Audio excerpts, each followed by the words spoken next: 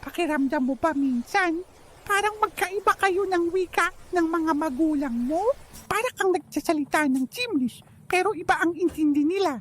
Gusto mong mag-focus sa art, pero gusto nila engineering ang kunin mo. Sa mundo ng The Sims, para kayong may magkaibang thought bubbles. Sa isip mo, isang canvas at paintbrush. Sa kanila, mga libro at calculator. And dahil dito, dahan-dahang bumababa ang inyong green relationship bar. Nagkakaroon ka pa ng pulang misunderstood moodlet.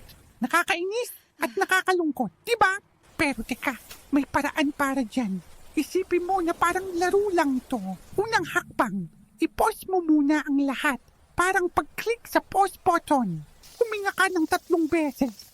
Pangalawa, tingnan ang sarili mong needs meter. Bago ka mag-react, siguraduhin okay ka muna.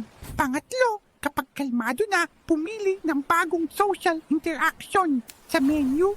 Hindi yung yell at o argue. Iwasan ang mga pulang opsyon.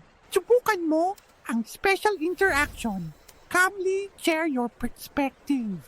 Sabihin mo, Mapa, alam ko po gusto nyo ang the best para sa akin. Pero ito po kasi ang passion ko. Para kang nag-u-unlock ng bagong level sa communication skill mo. Hindi ito magic. Hindi ito laging gumagana sa unang subok. Pero unti-unti, tataas ulit ang inyong relationship bar. Ay mapapalitan ang pulang moodlet ng isang positive na feeling heard.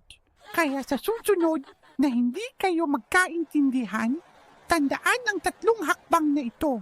Subukan mo